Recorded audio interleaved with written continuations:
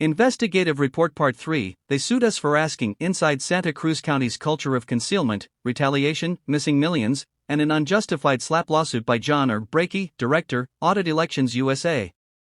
Podcast-style narrated report Wednesday, July 16, 2025. Introduction. Santa Cruz County, Arizona, faces serious challenges rooted in long-standing institutional misconduct. To restore public confidence, we recommend a framework of independent public oversight, required employee training, and a commitment to transparent reform. A full list of our recommendations starts on page 24 of this report. In recent years, a wave of scandals has revealed just how deep the misconduct runs.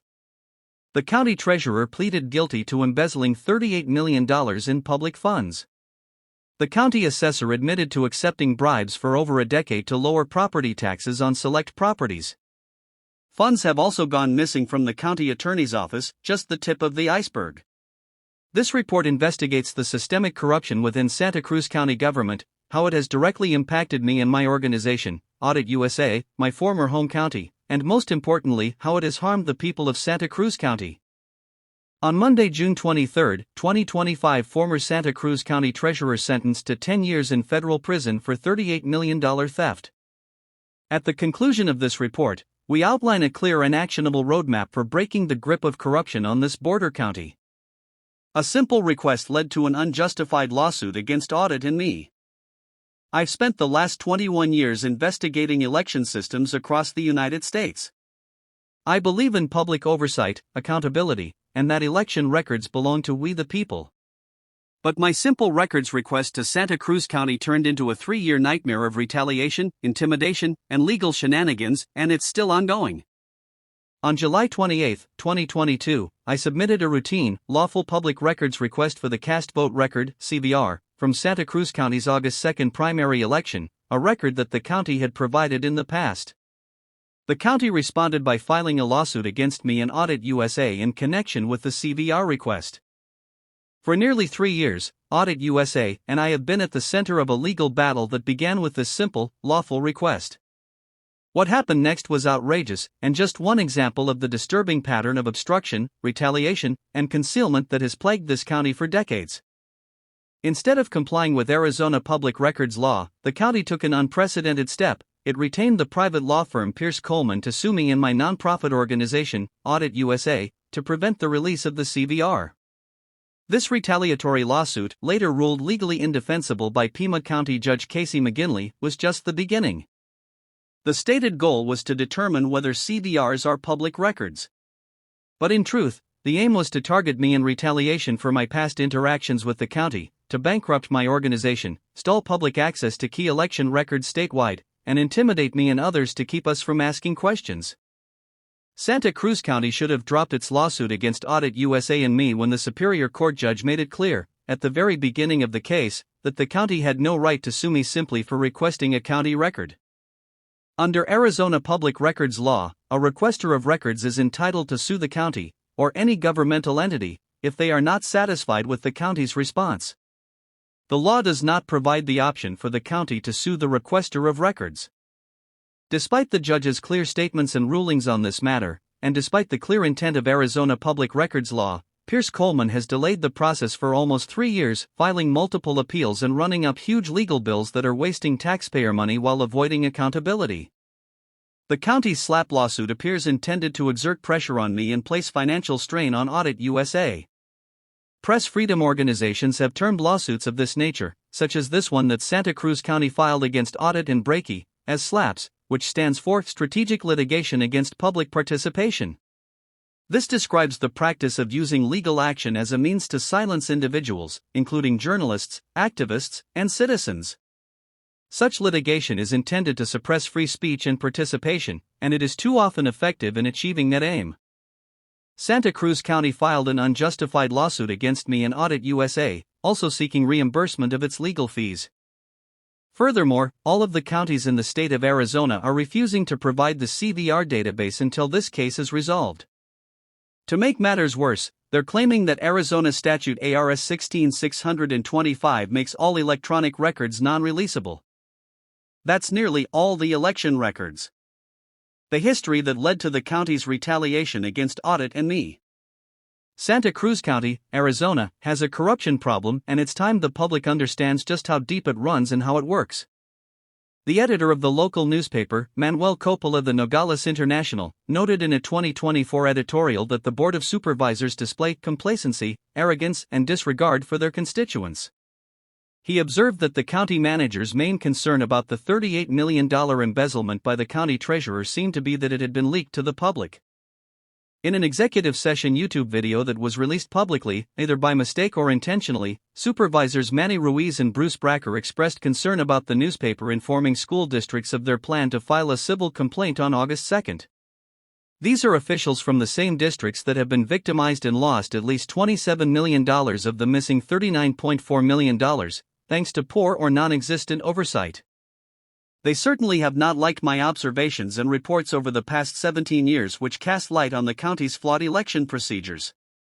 In 2014, I successfully sued the county after it denied me access to basic election records, and the county had to pay $38,000, something I had every legal right to do. But I now realize that resentment among the members of the Board of Supervisors in office at that time continues to run deep regarding that lawsuit and other investigations conducted by AUDIT USA. When I asked for the CVR in 2022, they saw an opportunity to retaliate against me. Note, 2 of those supervisors were voted out of office in 2024. That's why I stated, Santa Cruz County may be one of the most corrupt in the country. This is my 4th investigation into the county. A summary of previous Santa Cruz County investigations by AUDIT USA since 2008 will be included as addendum number 1. Santa Cruz wasn't the first time a public treasurer orchestrated a major embezzlement scheme. A strikingly similar case happened in Dixon, Illinois, the birthplace of President Ronald Reagan. Rita Crundwell, who served as Dixon's comptroller and treasurer from 1983 until her arrest in 2012, embezzled approximately $53.7 million over 22 years. That's a staggering amount for a town of just 15,000 residents. She siphoned the funds into a secret bank account and used the money to bankroll an extravagant lifestyle, including building a nationally recognized quarter-horse breeding empire. Watching the documentary about the Dixon case helped me better understand just how these schemes work and how communities can become complacent in the face of obvious warning signs. The patterns are familiar: lack of oversight, misplaced trust, and a culture of silence. Frankly, if Santa Cruz County Treasurer Elizabeth Gutfar had continued undetected for another 12 years at the pace she was draining county funds, she would have surpassed even the Dixon embezzlement. At the current rate, the losses would have exceeded $75 million. Here's a link to the documentary that explains how this kind of fraud unfolds and just how easily it can happen. Watch the video.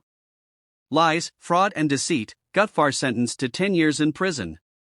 Press release: United States Attorney's Office, Chicago, Illinois. Rita Crundwell was sentenced on February 14, 2013, to 19 years and 7 months, a total of 235 months, in federal prison after pleading guilty to wire fraud for embezzling approximately $53 to $57 million from the city of Dixon, Illinois. This nearly 20-year term was the maximum sought by prosecutors. Gary S. Shapiro, United States Attorney, said, "Unfortunately, this case serves as a painful lesson that trust, without verification, can lead to betrayal." Election night incidents and a pattern of intimidation and threats.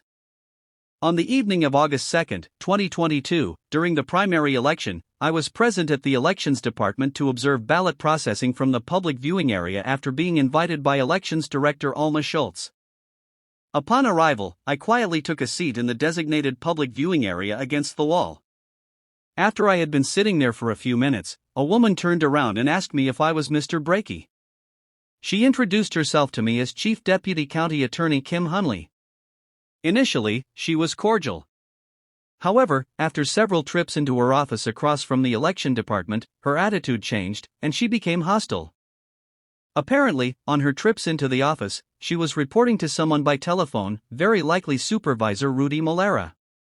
When Hunley returned the last time, her demeanor had changed dramatically.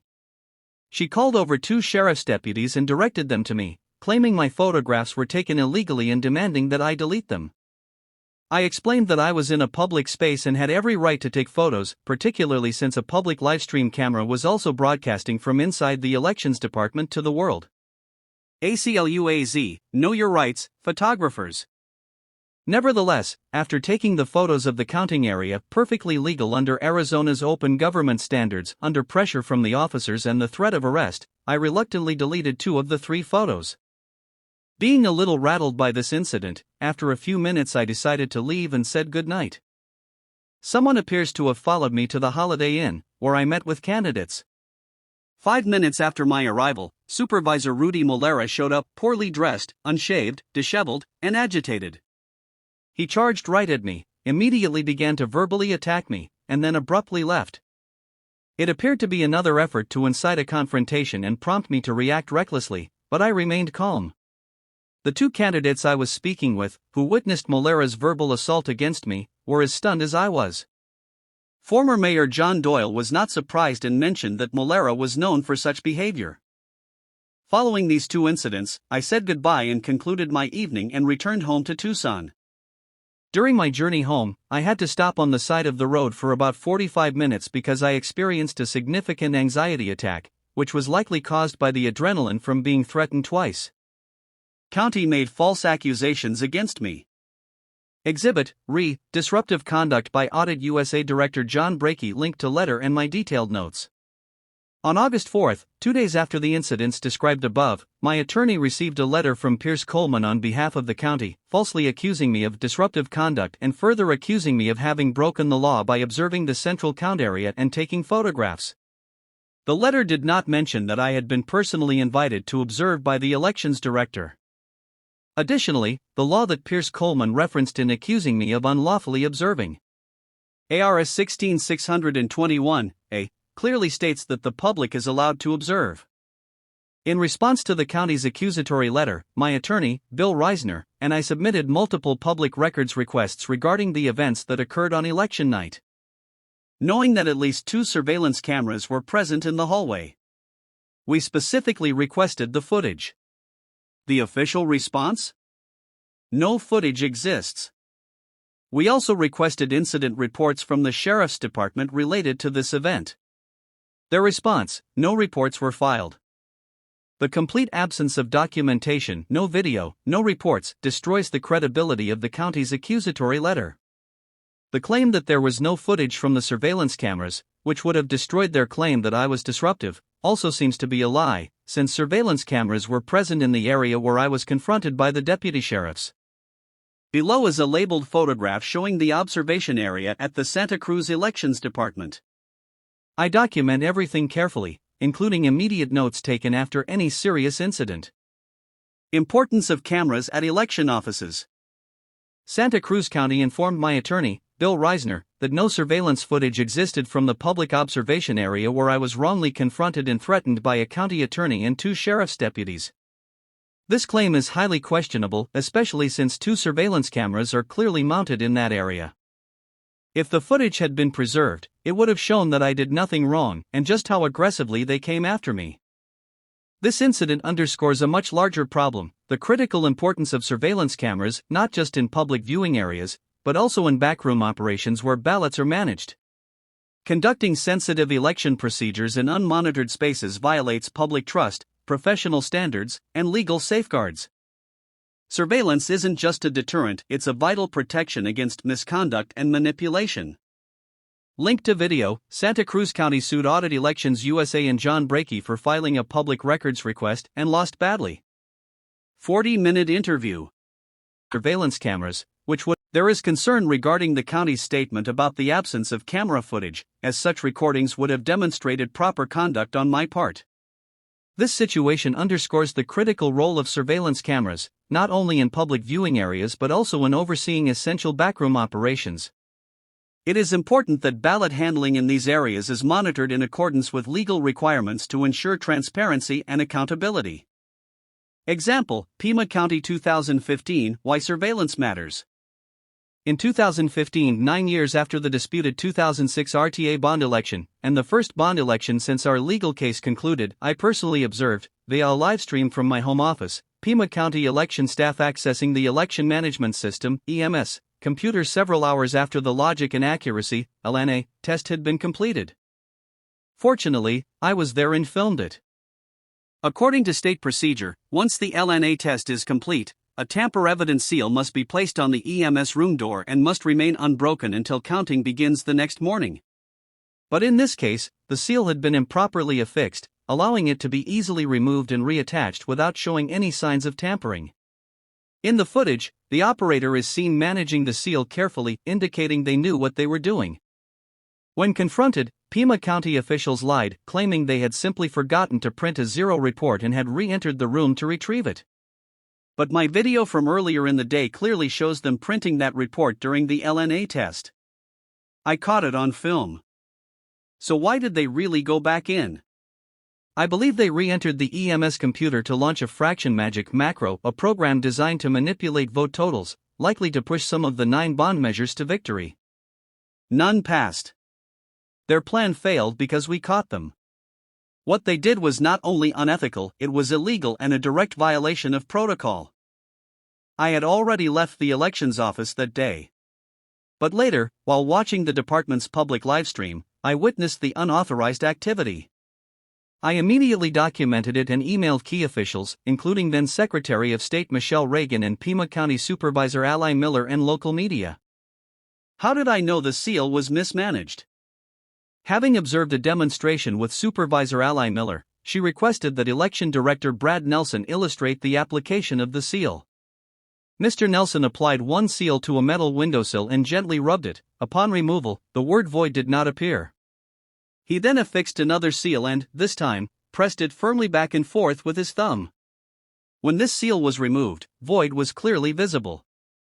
This experience provided insight into the proper method for applying the seal and underscored its significance. To blast from the past, sleuthing stolen election 2004 with John Brakey with the hack and stack and a movie called Fatally Flawed RTA of 2006. Procedural breakdown. I also returned to the elections office. Under Arizona law, anytime the EMS system is accessed, the public observation room must be unlocked so that any member of the public may enter and observe. That law was violated. Additionally, state election protocol requires 2 people each with half of the EMS password to power on the system. This is meant to prevent the exact kind of tampering I witnessed. That safeguard was also ignored. The takeaway.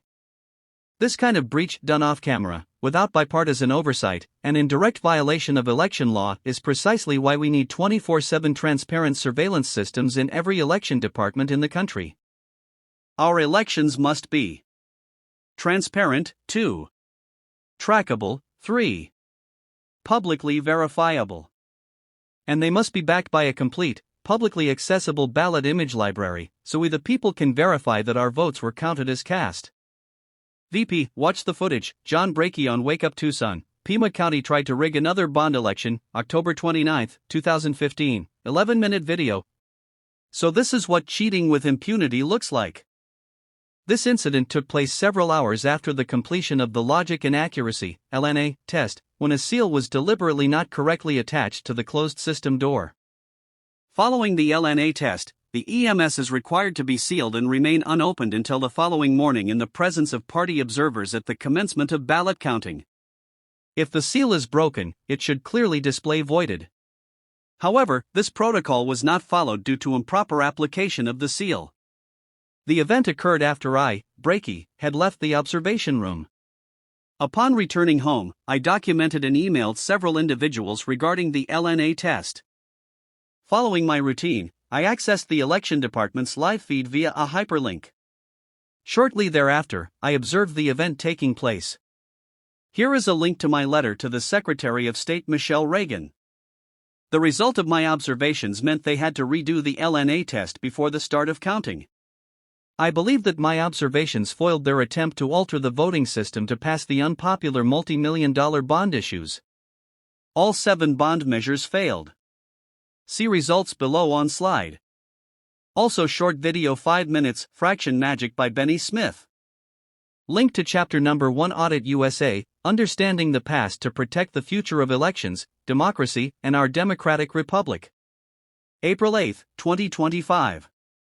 Santa Cruz redaction and cover-up.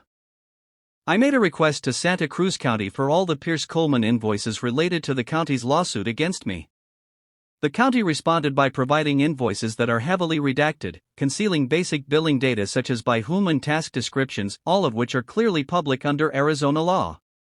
Their rationale? That disclosure would be detrimental to the county. That's not a legal exemption. It's an excuse. Samples of redacted invoices on next slide. In addition to substantial redactions on all the invoices provided to AUDIT USA, it appears that the county is withholding invoices for a 7-month period from August 1, 2024 to February 1, 2025. No invoices for that period have been provided, even though Pierce Coleman was conducting legal work on our case during that time. This information is verified by our responses to those filings.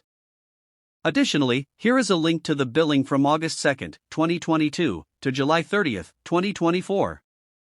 Note that the redactions make it difficult to evaluate details which are not confidential information or legal strategies, just invoices.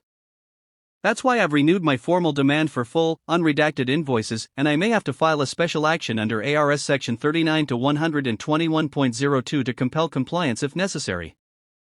I'll seek legal sanctions, attorney fees, and an official investigation into this county's misconduct. However, the public shouldn't have to rely on the courts just to get at public records.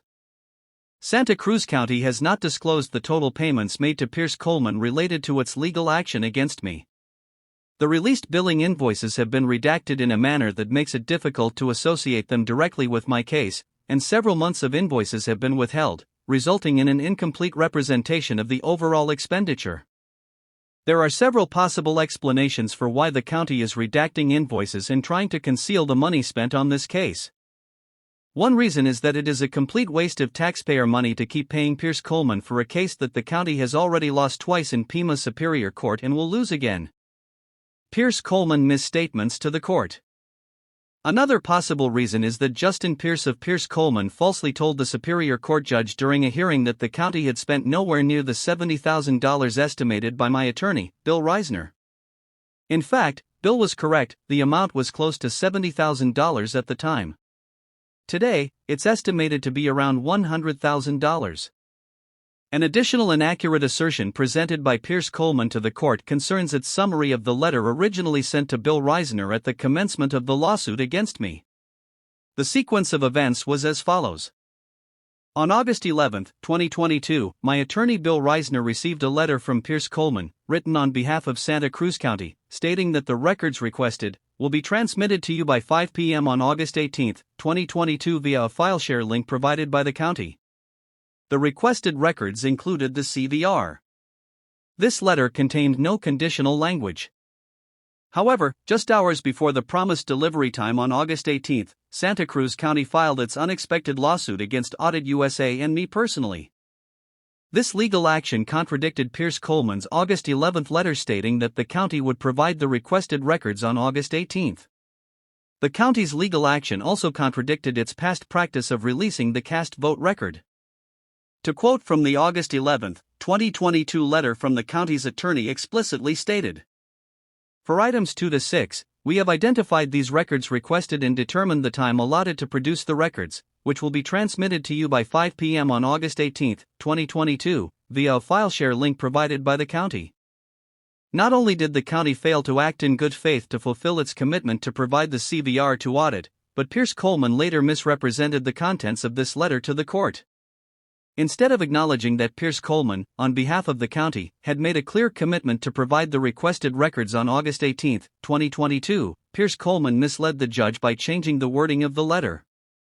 In its court filing, Pierce Coleman stated, "On August 11, 2022, the county wrote to the defendant that the ballot images were not subject to disclosure due to statutory protection under ARS 16-625, but the remaining records were likely to be ready for disclosure during the week of August 15, 2022, and would be transmitted electronically following the completion of statutory election duties, including the election canvass."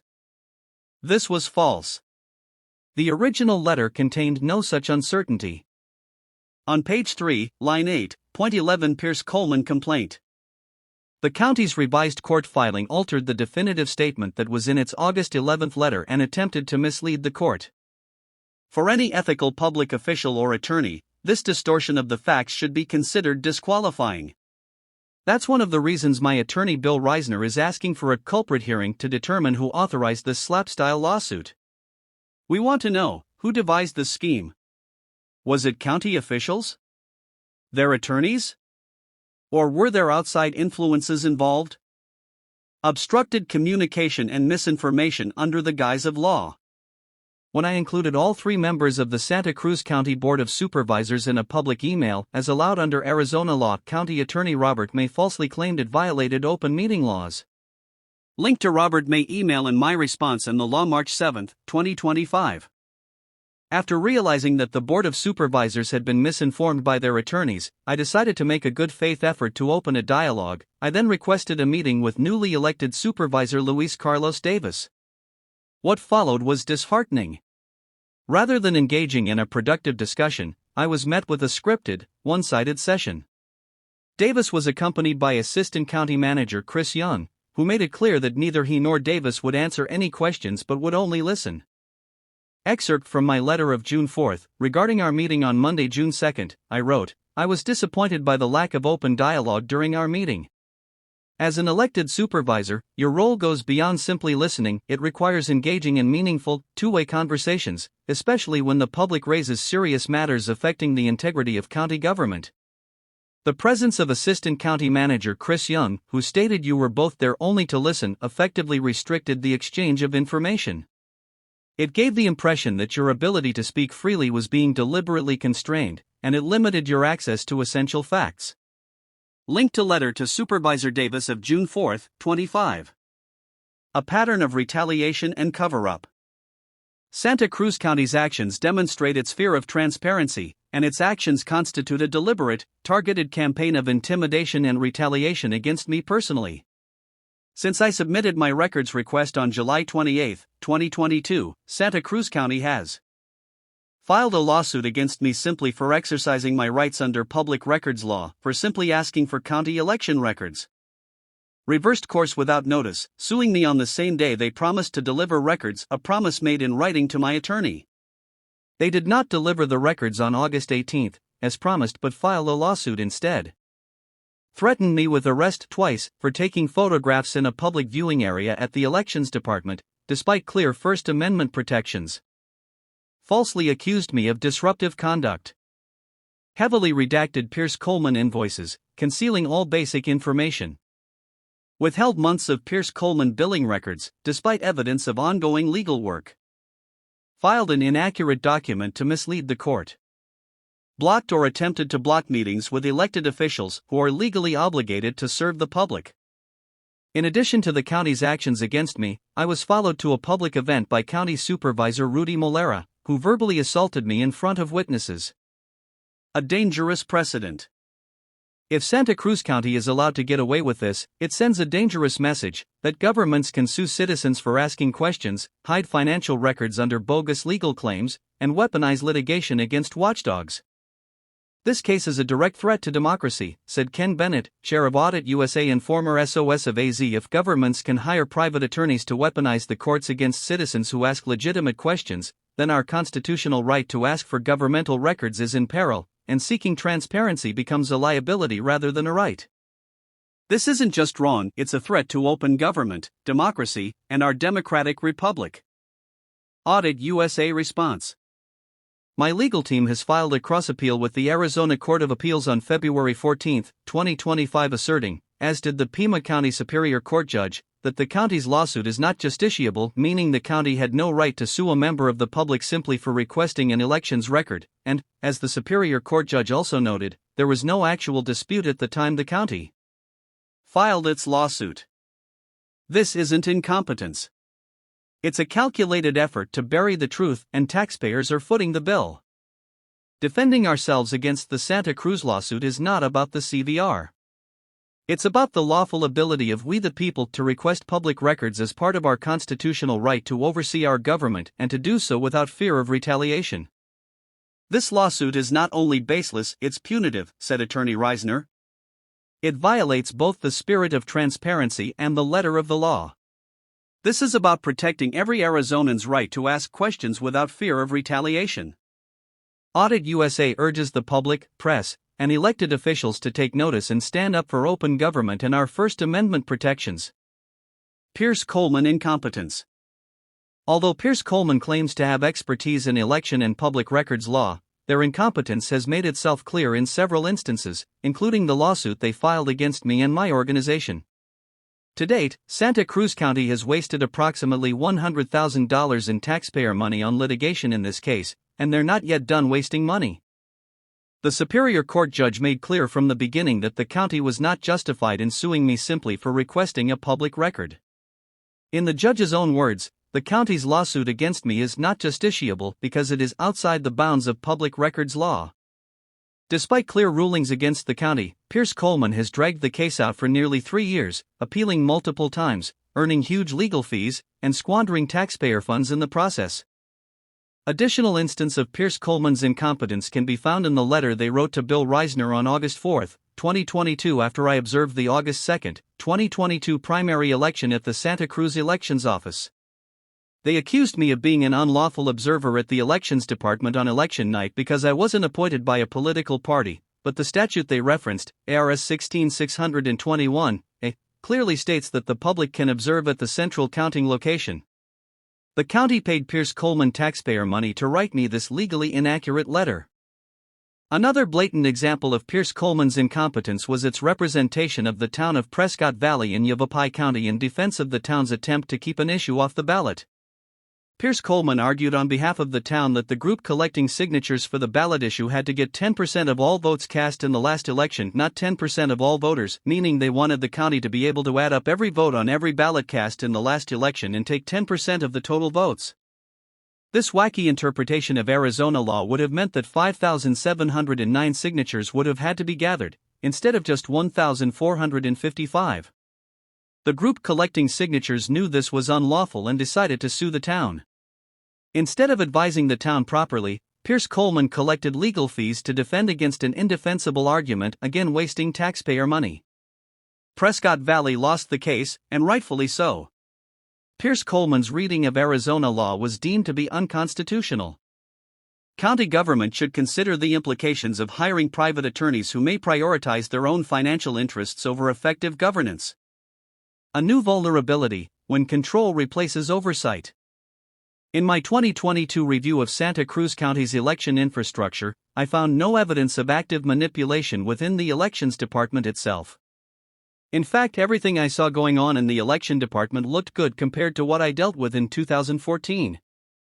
However, I identified a much greater risk in the recorder's office, particularly in the procedures overseen by then-recorder Suzanne Susie Saenz, who held the office for 27 years. Her mother, Mary Lou Saenz, served in the same role from 1980 through the early 1990s. In fact, Mary Lou was a guest at my wedding in 1978.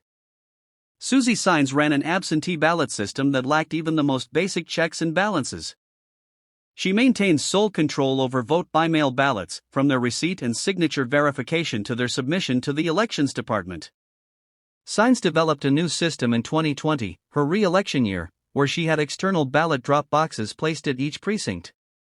Saenz then personally retrieved the ballots, taking them back to her office, without any public observation or bipartisan oversight of the intake or handling process.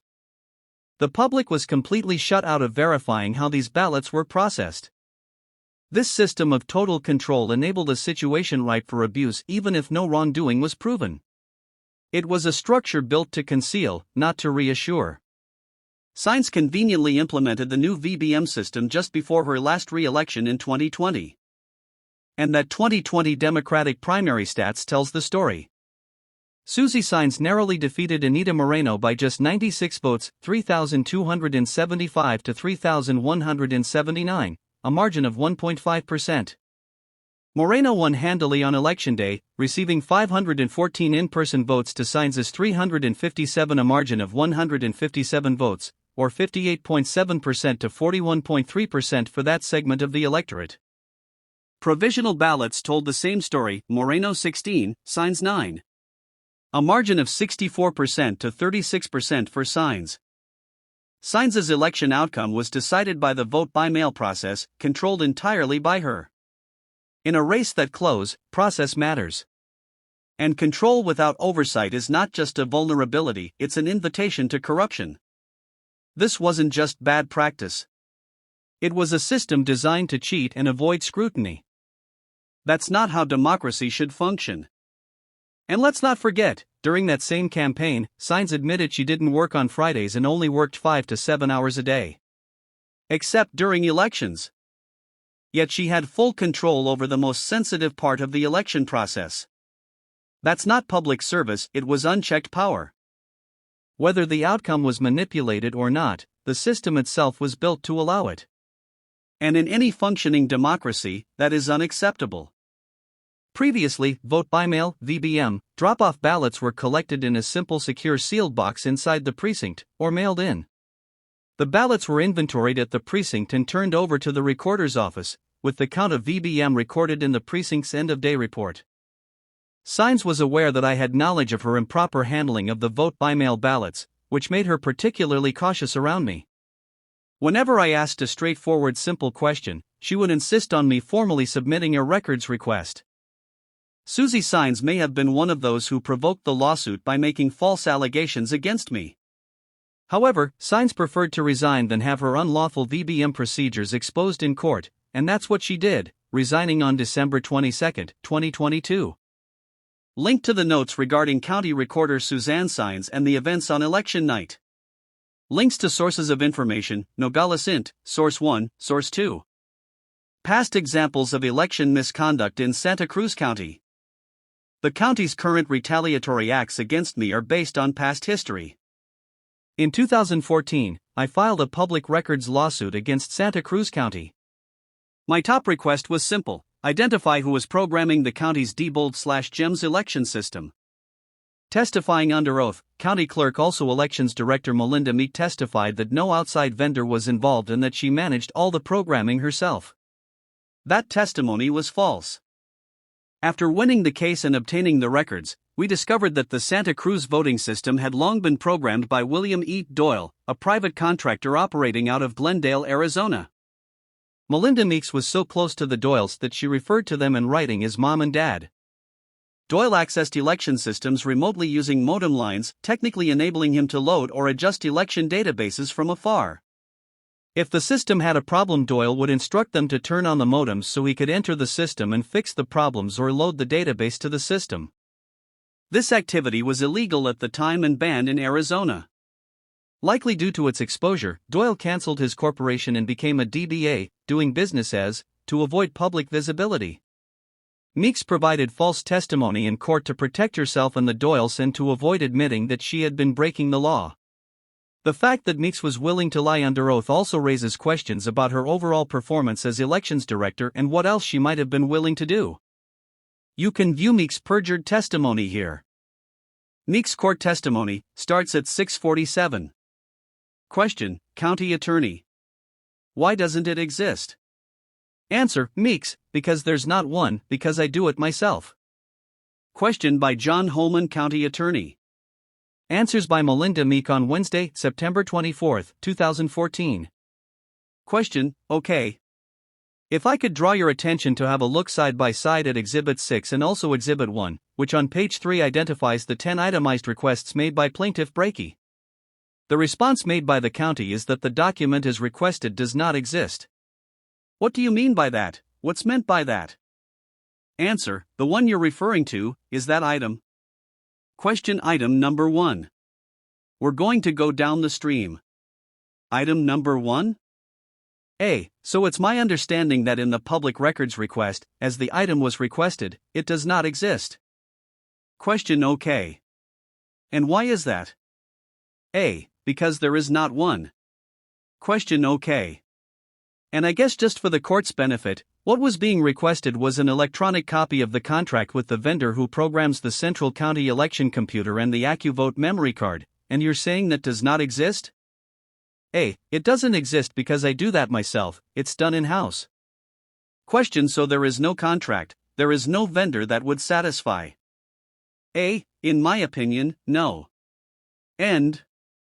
JEM's audit logs proved otherwise.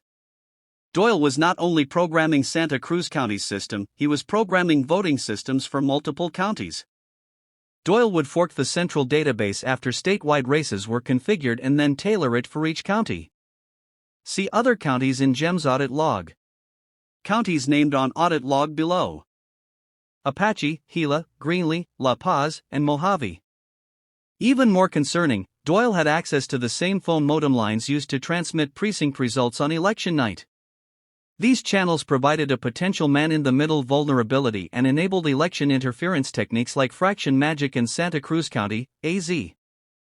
These were not hypothetical risks. The actions of William Doyle, allowed by the elections director, Melinda Meeks, created real opportunities for the purposeful or accidental introduction of malware and the alteration of election results. Shortly after we exposed this setup, Doyle quietly retired. For more details, see William E. Doyle, the hidden de facto statewide election director.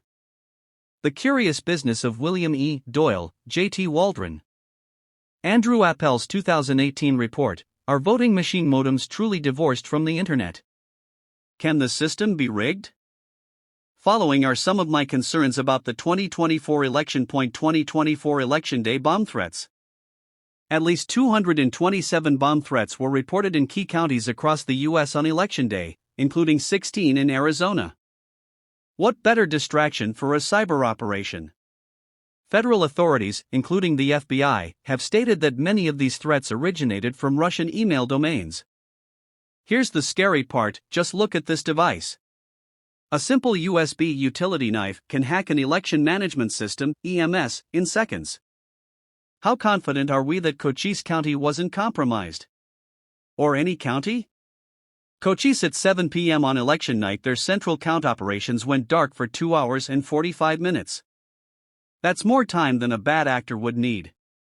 Just plug in a device that is self-activated, with a hidden Wi-Fi connection, and walk away. It can even be left behind, inside the machine, or hidden in a wire going through a wall. Now consider how Congressional District 6, spanning 5 counties, raised red flags. Nearly $14 million was spent by both parties. A last-minute new Green Party member became a candidate, changed her name, and appeared on the ballot, possibly to siphon off or switch votes. We don't know what really happened, because we can't verify elections. On behalf of AUDIT USA, I filed records requests in all 5 District 6 counties for the CVR and CD6 but was refused because of the ongoing Santa Cruz lawsuit against me, claiming that the CVR is not a public record. Nobody should walk away from an election wondering if it was real. Not in a democratic republic, and not with so much at stake. The founders warned us, democracy only survives if we remain vigilant. Join the movement. Demand elections that are 1. Transparent, 2. Trackable, and 3. Publicly verified. Voting is a secret process. But counting must be a public process again. Anonymous digital ballot images must be available for independent review with a CVR database for auditing. That's how we fight corruption in the digital age. That's how we protect democracy. Read full report by Ray Lutz. USB hacker tool could change virtually any election results, given access. A USB utility knife can quickly take over and subvert any system if someone gets inside. Can election systems be hacked? Yes. Absolutely. Ray Lutz, Citizens Oversight on Substack. Please also follow Lulu Freistat of Smart Elections. Lulu is doing incredible work. https://smartelections.us. Smart Elections Substack voting machine details requested in lawsuit challenging 2024 election. Rockland County lawsuit discovery submitted. Read more. What's the difference between a logic and accuracy test and an emissions test? Not much, and that's the problem. When I ask election officials how they know their election results are accurate, the most common response is, "We ran a logic and accuracy test." That's where the conversation usually gets interesting. With groupthink mentality, they ask, "Are you a conspiracy theorist?" I typically reply by stating, "I do not engage in conspiracy theories, I focus on verifiable information and empirical evidence." There is documented proof that systems are capable of being manipulated, as demonstrated by the Volkswagen case.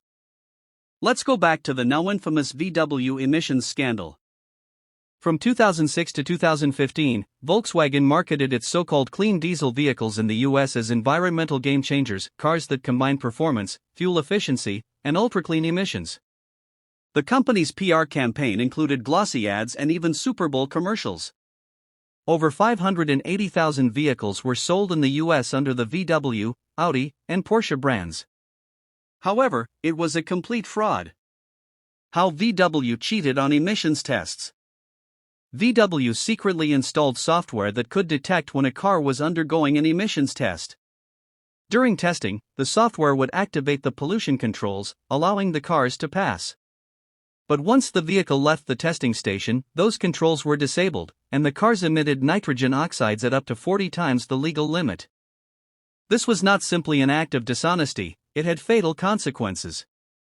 In Europe alone, it's estimated that 72,000 people die prematurely each year due to NOx emissions from diesel. It causes asthma and respiratory problems. A logic inaccuracy (LNA) test is similar to an emissions test. It's a controlled, pre-election, and sometimes post-election, procedure where test ballots are run through voting machines to confirm they are counting correctly. The idea is to assure the public that the election system is functioning properly. But, like the emissions test, the LNA test can be easily gamed. Warnings from a security expert, Mickey Duniho, an expert witness and retired NSA master programmer who retired after 37 years, has long warned about these limitations. Courtroom testimony. A logic inaccuracy test only tells you that someone programmed the database so that it has the correct races and candidates on a particular day. Unfortunately, the computer is a black box. It doesn't tell you anything about what happens minute to minute on election day. It is entirely possible to program the database so it behaves one way during the test and another way during the election itself. As to being called a conspiracy theorist, which is a weaponized word developed a long time ago but elevated by the CIA. In 1967, the CIA circulated memo #1035-960, instructing agents to label critics of the Warren Commission as conspiracy theorists, a tactic meant to marginalize dissent and promote compliance with the official story. This wasn't about truth, it was about control. By stigmatizing critical inquiry, the term conspiracy theorist became a psychological weapon. It's a textbook case of groupthink, a powerful system rejecting uncomfortable facts to preserve the illusion of consensus. When critical thinking is shamed and conformity is rewarded, democracy itself is in danger. I typically smile, respond, and state that I'm a conspiracy factualist, since I deal with facts and we know how the systems could be programmed to cheat, and I try to explain how Volkswagen did it, and why random audits are essential. While these LNA test procedures are important, they are not audits. LNA tests only confirm that the system functions correctly at the time of testing, they do not ensure the overall integrity of the election. The Volkswagen emissions scandal, a warning. The Volkswagen VW emissions scandal illustrates how easily systems can be programmed to cheat during testing. Volkswagen VW designed software intended to cheat emissions tests, misleading 11 million vehicle owners worldwide about the environmental impact of their diesel engines. As reported by the BBC, the scandal cost VW over $33.3 billion in fines and settlements in the United States alone. You can learn more about the incident on Wikipedia. Our suggestions for comprehensive solutions. Restoring trust through transparency in Santa Cruz County, Arizona. 1. Establish the Santa Cruz County Citizens Election Transparency Commission. Purpose: create an independent commission to oversee elections, budget practices, public records compliance, and more. Structure: 1 appointment from each county supervisor, or they may serve themselves. 5 additional members from Arizona's major voter affiliations: Democrat, Republican, Libertarian, Green, Independent, Arizona's second largest group. This ensures diversity of thought and protection from partisanship or groupthink. Powers: monitor election processes, mail ballots, CVRs, ballot image handling. Audit election-related spending and grant use. Hold public meetings monthly, live-streamed and archived. Issue annual public reports and recommendations. Model, based on the successful Pima County Election Integrity Commission, operating since July 1, 2008. Link to Pima County Election Integrity Commission bylaws. Proposed mission statement.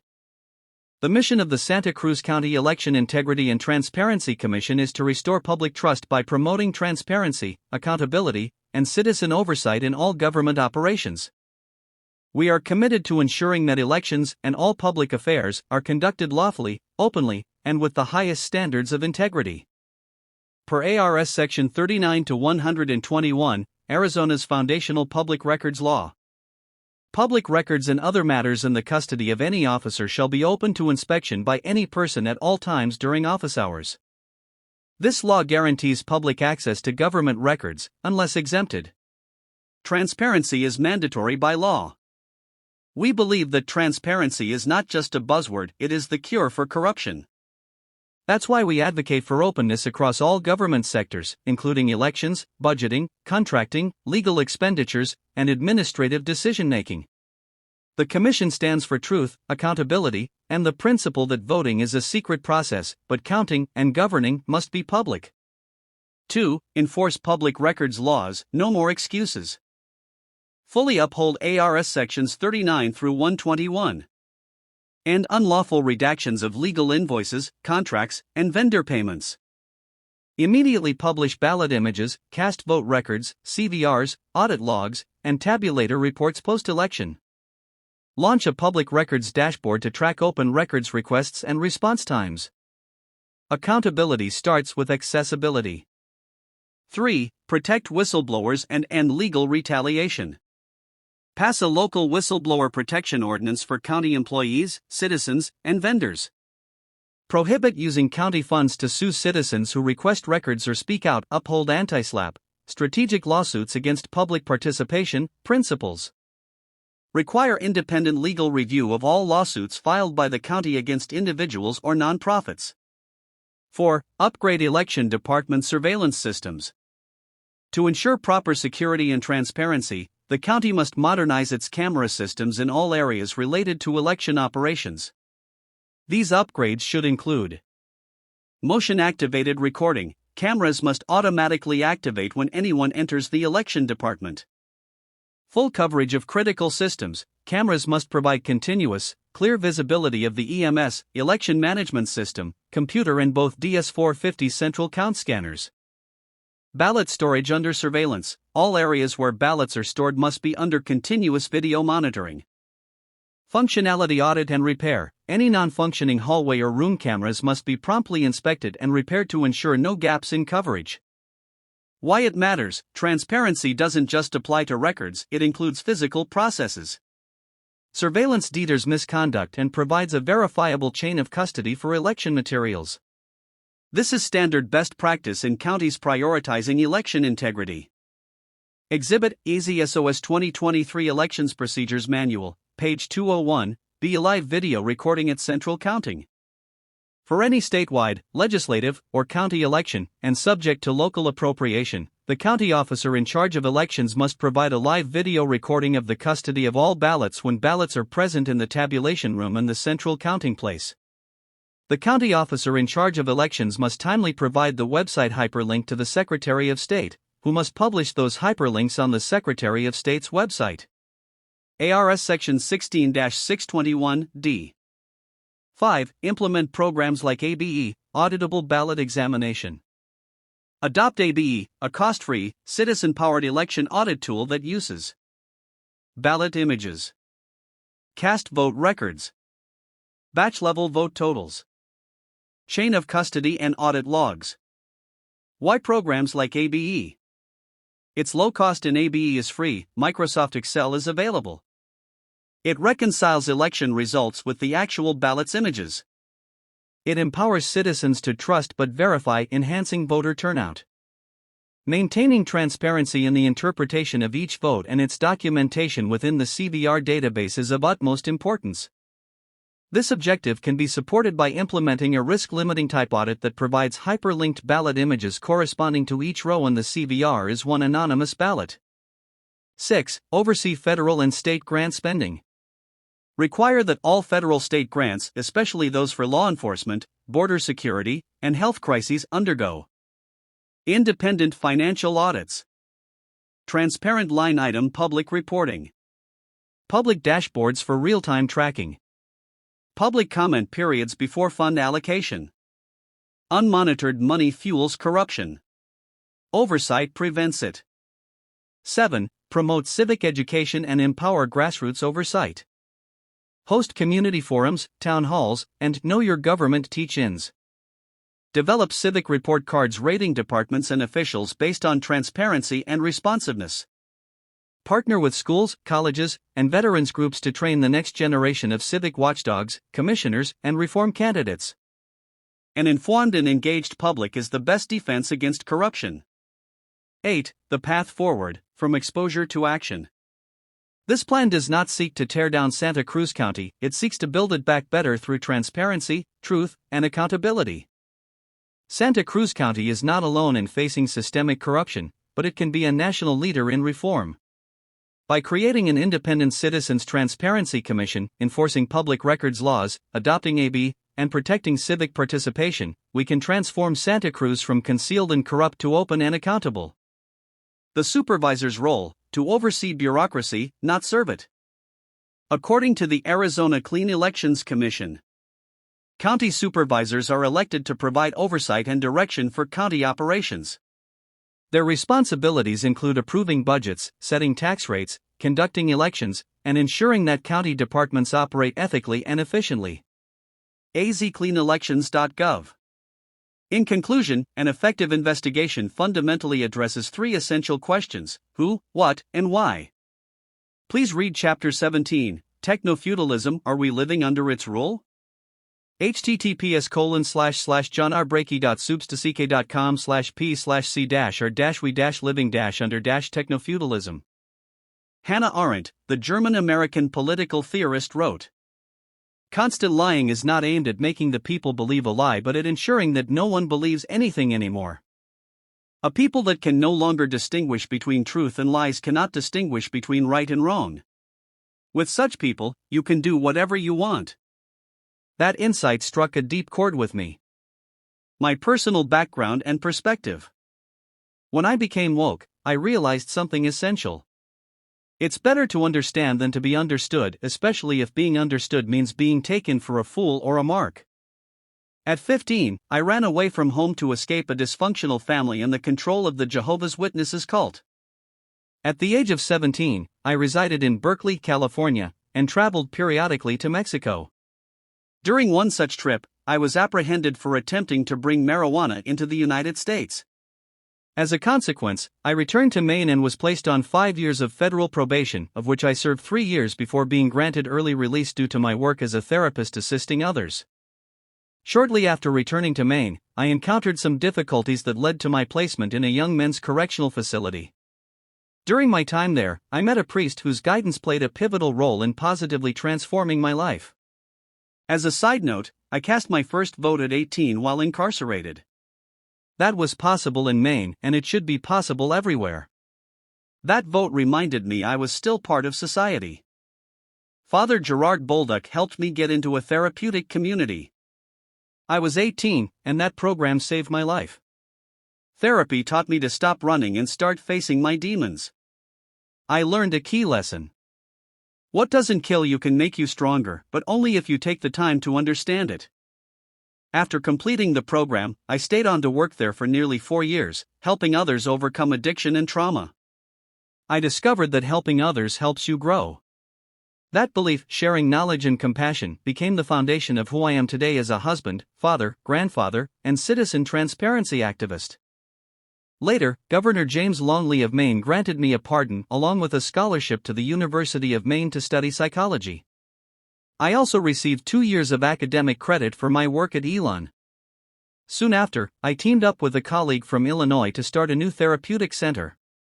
It didn't work out, but the experience led me to the next adventure. And there have been many since. Today, more than 53 years later, I'm 71 years young. And in many ways, I still feel like that runaway teen is searching for truth, trying to live without hurting others. It's not always easy. But every day, I try to do good and make a difference. I approach every problem with a guiding principle: nothing is truly fixed until I understand why it broke. If you have reached this point, you are likely aware that our democratic system faces considerable challenges. Yes, democracy is in crisis. According to respected studies, public trust in U.S. elections is at a 70-year low. The Pew reports show only 17% of Americans still have confidence in our elections. But the real number might be even lower, closer to 3 to 4%. Most people only trust the results when their party wins. And that's not how a functioning democratic republic is supposed to work. Voter turnout in the U.S. ranks among the lowest in the developed world. Many Americans believe elections are rigged or meaningless. As the old quote, often misattributed to Mark Twain, goes, "If elections made a difference, they wouldn't let us do it." So, how do we fix it? We prove it's real. And that's what ABE does. It took years of work by me and the AUDIT USA team to develop ABE, the Auditable Ballot Examination System. So please, take a few minutes to watch former Arizona Secretary of State Ken Bennett's video on the 5 key steps to verifiable elections. The problems in our elections may be complicated. But the solution is not. Transparency. Verification. Public tools like ABE. I've learned that when you shine a light, shadows retreat. ABE and tools like it are that light, and there are others. ABE, along with similar tools, serves as an example of that innovation, and there are additional options available. Let's use them together. Let's use these digital tools they don't want us to know about. Because democracy dies in darkness, but it can be revived in the light of transparency. Seeing is believing. Let's turn on the lights together. Transparency equals truth. Best regards, John Brakey. Director, Audit Elections USA. Email JohnBrakey@gmail.com. 520-339-2696. Arizona Brakey Tribe, Family Photograph. My advocacy for election transparency is rooted in the belief that safeguarding a strong democracy is the most significant thing I can leave for my children and grandchildren. In my view, an activist is someone propelled by a genuine commitment to causes greater than themselves. Their motivation does not derive from the pursuit of power, wealth, or recognition, but from a profound sense of purpose. Heightened awareness of injustice, cruelty, or inequity inspires me to take substantive action with others. The power of ABE. Our inspiration for naming our program ABE was drawn from the words of Abraham Lincoln. "I have faith in the people. They will not consent to disunion. The danger is, they are misled. Let them know the truth, and the country is safe." Here's another incredible quote. "If destruction be our lot, we must ourselves be the author and finisher." Abraham Lincoln. Links to downloadable file that will have these records. 1. File folder with 6 press release with update and links since the case started August 18, 2022 to April 14, 2025. 2. File folder with 3 briefs that the court is relying on to decide the case. 3. Video link to Ken Bennett's 5 recommendations for restoring confidence in elections and combating the cynicism that is undermining our country. Nogales International, December 22, 2022. 6. Chapter number 1, Audit USA, Understanding the Past to Protect the Future of Elections, Democracy, and Our Democratic Republic, Historical Evidence, Statement of Facts filed by Attorney Bill Risner, January 12, 2012, in a Pivotal Legal. Filing under Arizona Rule 26.1, Longtime Election Integrity. Attorney Bill Risner submitted a statement of facts on January 12, 2012, detailing serious irregularities in the administration of the 2006 Pima County Regional Transportation Authority, RTA, bond election. This document outlines evidence suggesting that Pima County election officials manipulated the results of that election, including illegal access to the vote counting database and systemic violations of election procedures. Risner's filing has become a foundational document in the fight for election transparency in Arizona. It sheds light on the lengths to which local government actors may go to control outcomes and obstruct public oversight. For those seeking to understand the roots of today's transparency movement and why activists continue to demand public access to cast vote records and ballot images, this document is essential reading. Page facing up, read the full statement of facts filed January 12, 2012, PDF. Link to movie on the RTA election of 2006, fatally flawed, the pursuit of justice in a suspicious election. Democracy in danger? We stand at a crossroads, Brakey said. Our country is being pulled toward deeper division, distrust, and disinformation. More than ever, Americans are losing faith in the very process that underpins our republic, our elections. And if people stop believing their vote counts, it's only a matter of time before some turn away from ballots and toward autocracy. That's why I've spent the last 3 years documenting what happened in Santa Cruz County, Arizona, and why this new investigative report may be one of the most important I've ever published.